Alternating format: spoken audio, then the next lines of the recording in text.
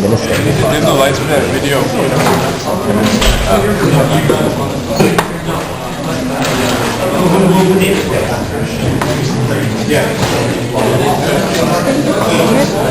Just go down.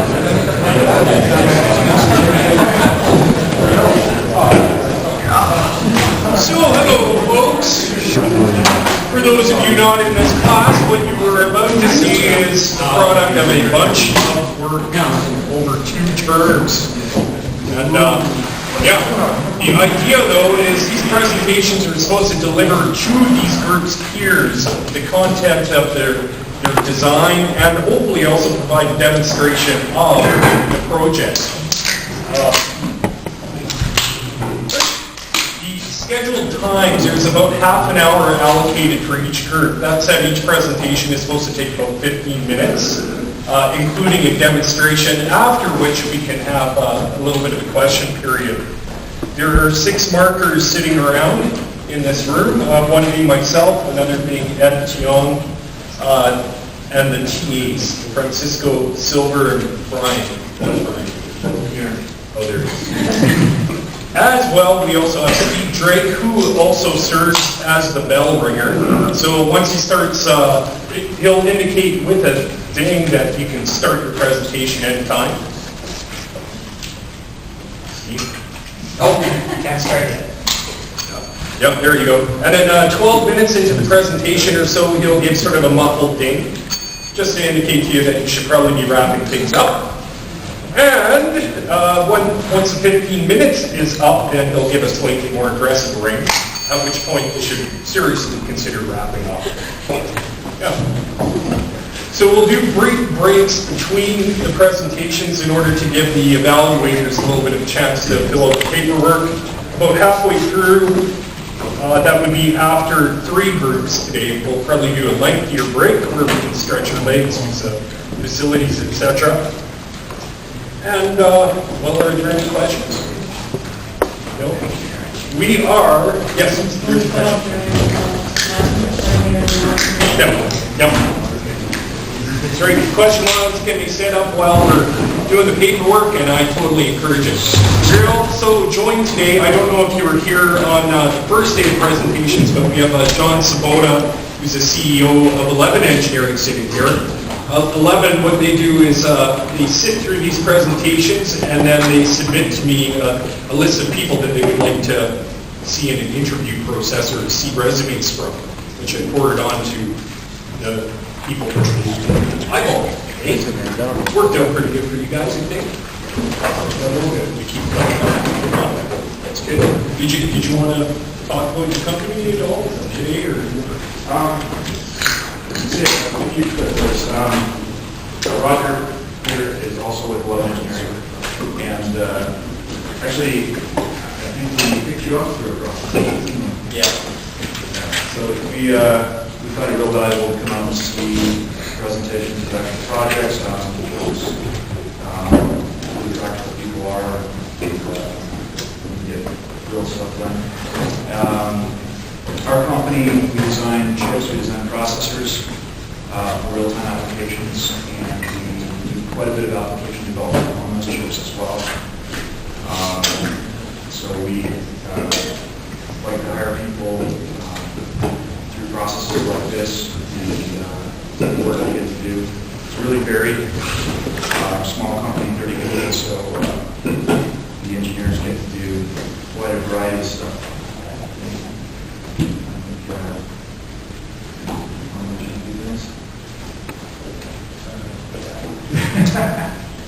If you have an Xbox, you might have used your product. Hey?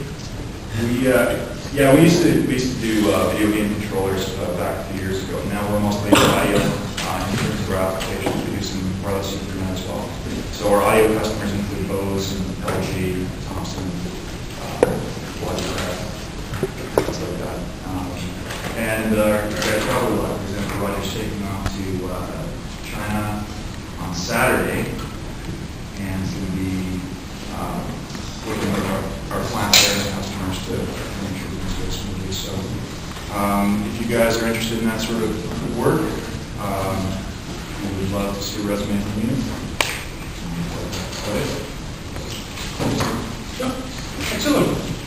Shall we begin? Good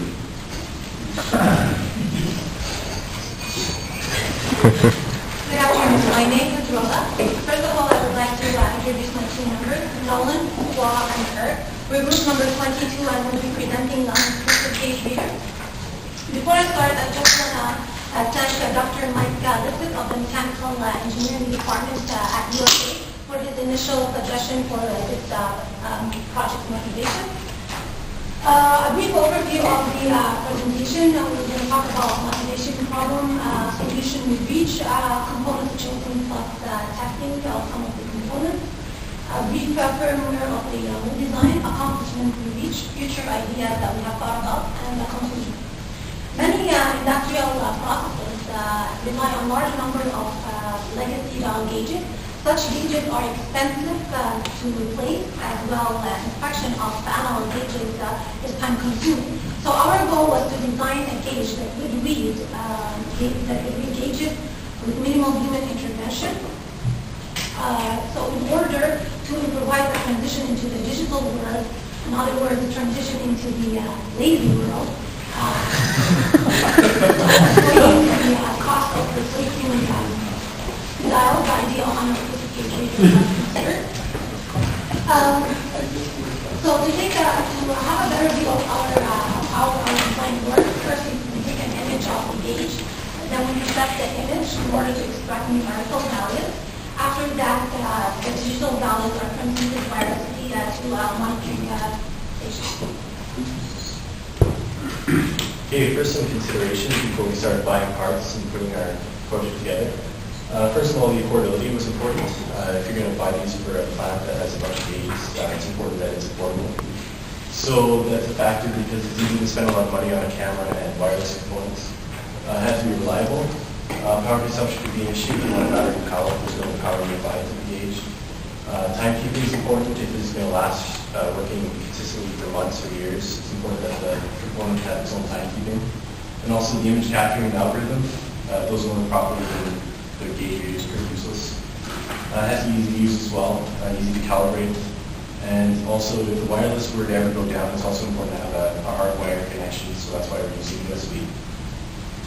Okay, every device needs to have a main control unit, and we chose the PIC 18 over popular PIC 816 and Omega 32 because several reasons. It can be locked up to 48 megahertz, which is 12 million instructions per second, and it has an on-chip USB capability.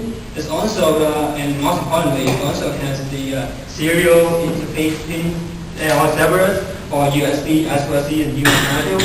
It has very low power consumption with nanowatt sleep mode and other excellent features such as watchdog camera and single cycle 8x8 hardware multiplier.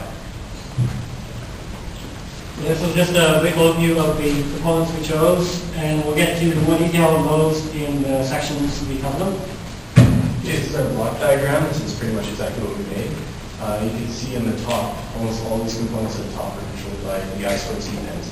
So it's only 2 pins, so it kind of shows the versatility of the I2C and really saves packaging. The 8-bit data is shared among 3 different components. The CMOS sensor will send the data to the SRAM, and the PIC will later read that data off the SRAM. The PIC controls all the address pins using 2 counters, which we'll get into later. The CPU is controlled by UART, so it's kind of a pin-cost solution for the wireless.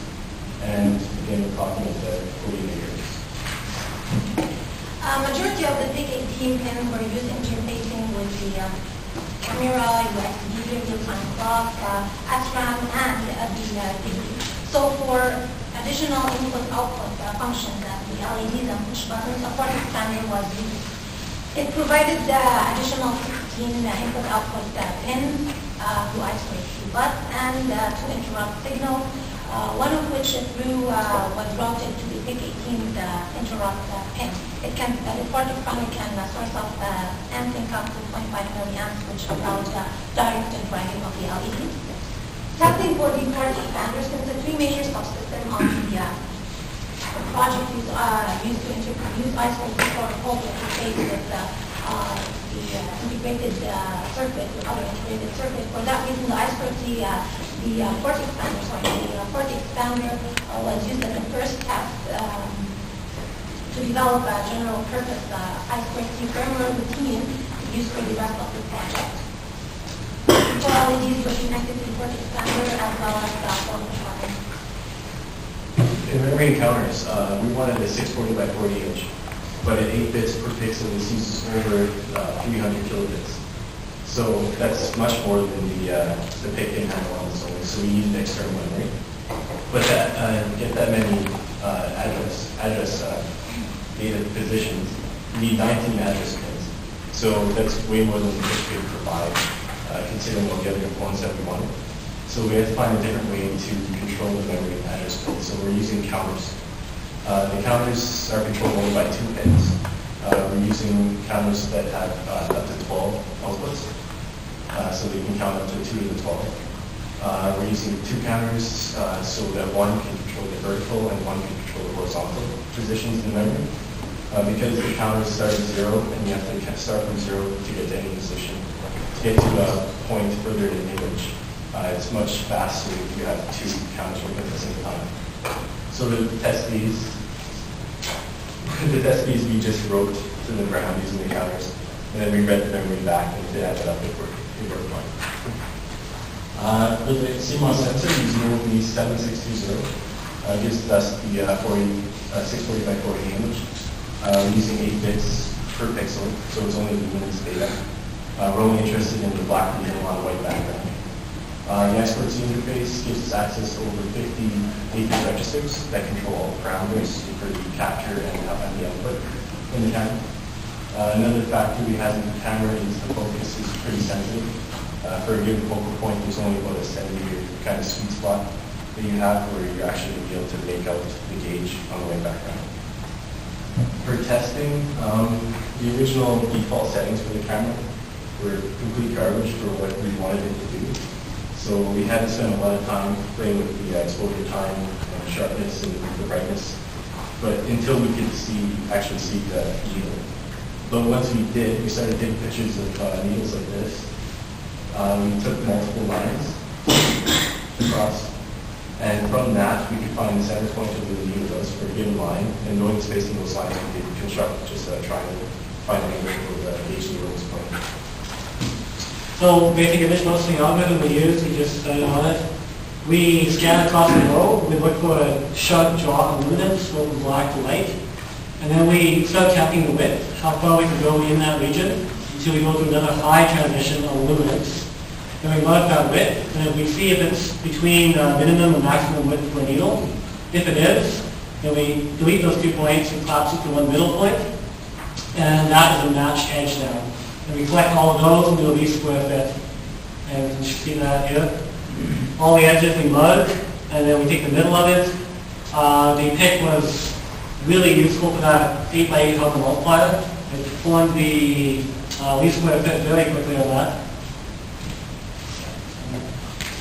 And then we wrote some interface software on the PC just to test the image processing algorithm. It would take a long time to download it, test it, download it, test it.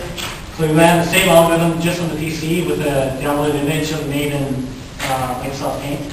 This is an example of the needle we tried to do. Visual image is up there. Image processing algorithm testing. All blue edges are left, all the red edges are right edges. And the ones with the right width are marked as green, least square fit goes through them. It does 5 iterations and it discards points for too far from the line. And it was really accurate even with all the noise and mess in that image.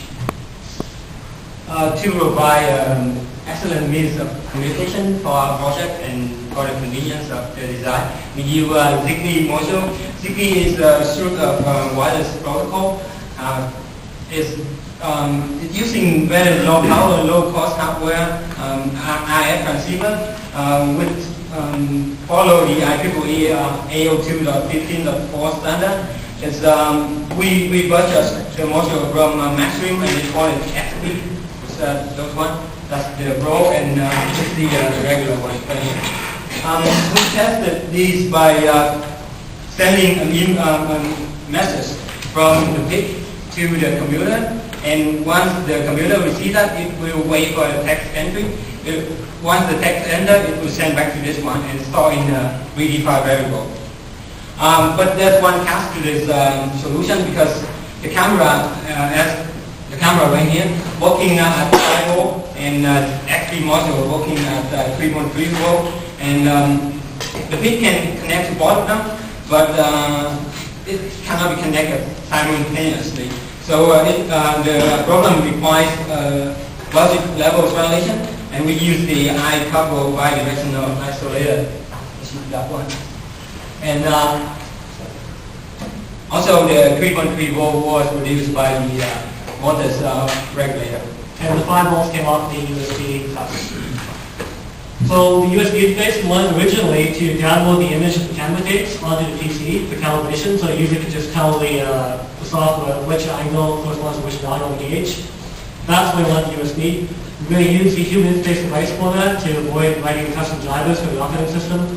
We thought this might work, but it didn't. We'll describe that later on. The human interface device is made for transmitting very small packets of data intermittently, and we tried to transmit this entire image over very quickly. That didn't work very well. Some of the USB interface works, some doesn't, and that's the shortcoming of the project. Real-time clock allows the gauge reader to keep track of time. The reader can shut down for a set amount of time and execute actions that require time. It also controlled by I-square interface. Okay, with all our components selected, the next concern was the PCB. This is everything on a single schematic in Vigo, and that led to a lot of garbage. You can't really see the traces, but it's just a mess. Only about 90% was connected with very fine traces. So we had to split up our board into two, and that resulted in some really nice PCBs that work very well for you. So basic firmware algorithm here, we go in an untimed loop, continually checking for new commands. If we get a command, we respond to it. We have two different modes of operation, automatic and manual. If it's an automatic, it will take a reading, transmit the initialized value, go to sleep, wake itself, and then repeat the process. Commands come in from the UART or from the USB.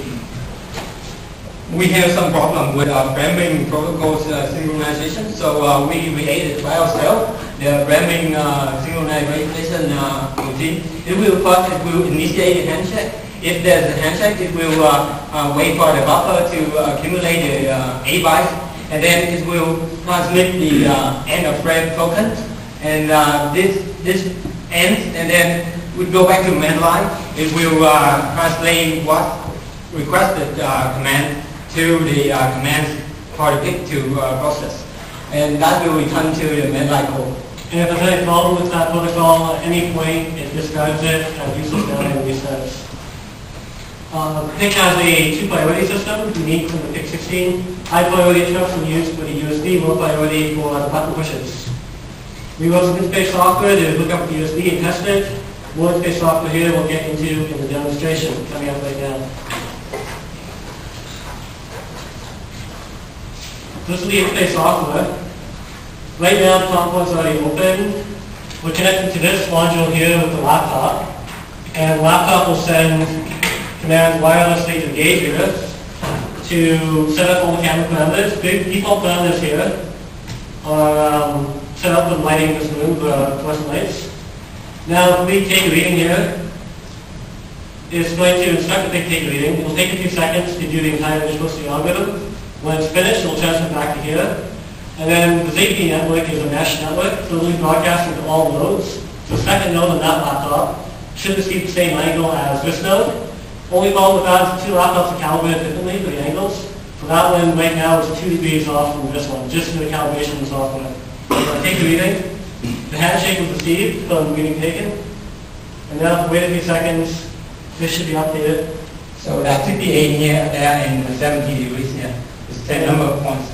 This line right here, calibration is about 67.5 degrees. And we can move it to say a negative, that's a negative 45. And we should get somewhere close to negative 45. 44. Originally we had a major problem when the needle was vertical, because the least square fit would give an infinite value for the slope. We made a little firmware patch to correct for that, and it usually can pick up 90 degrees just as well. Hopefully it does. 87, yeah. So that was the demo. all the components are functioning well, real-time clock, mesh data communication, the capstone, and that is really the application. Future connections, we can easily put USB with the firmware, with the hardware, put a self-illumination device on it to illuminate depending on the ambient light levels. Lots of power saving modes we can take advantage of, and easily be implemented in a new design. We accomplish within 3 degrees, we can find the angle. It's working a little better now, we tweak the software. Wireless transmission to multiple points. Eliminate USB, all we accomplished. Major shortcoming was the USB. And the image processing algorithm probably isn't ready for a very small needle yet. That could be better. Any questions, please? So I'm going to go on here. Does the image processing these squares take place on the computer terminal or on the onboard terminal? It's onboard firmware. We wrote up and we test it on the computer first because it's a pain to just download everything on the page every time. We tested it works fine and we download it on it. So. There's no way we can do it on the computer. We have to download the entire image then for the ZigBee. It's a massive altogether. Were you trying to send the entire image through the USB, or were you just trying to send the needle's angle? We were attempting to send the entire image because the idea was that when you set this thing up in the field, you have to be able to tell the software like an angle of 45 degrees corresponds to say 55 psi, and then 60 degrees is like 100 psi. So you want to be able to download the image and draw like a little line in it to show it this is 45 psi, this is 100 psi.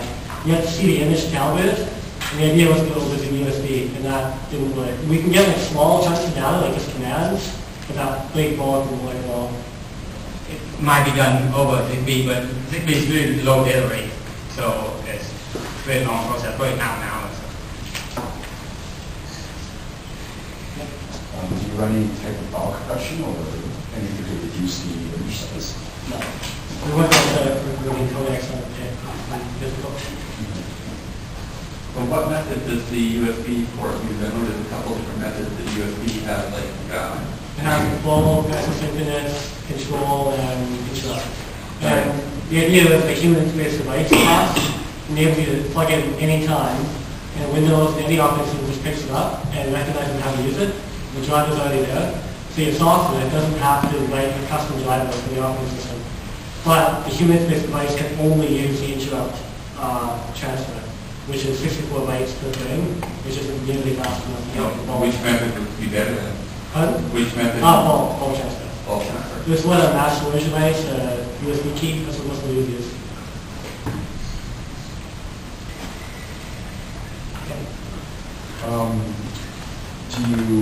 Do you send data back over your USB, or is it just as well? Because the maximum of USB, the maximum USB running according to the spec is 8 feet or 10 feet or something. Sorry, would you snake like USB cables through this flash or whatever? Just send data back? Or? That's not the idea. The idea is that initially we need to calibrate the device. So we just download the image and then we just unplug the USB and just leave it running on ZigBee all the time. So whenever we want to change it or do a new recalculation, and then we just go back there and plug in the USB. So you have a tech just coming around and saying... No, there's no wire running around. Just for visual installation. Yeah, like a tech saying that this is X, this is Y. Yeah. So if I can have a follow-up, could you set like redlining? Can you set like a redline? This could be alarm, yeah, exactly. And it could wake itself on alarm condition and transmit. And that would be the advantage of the 3D protocol.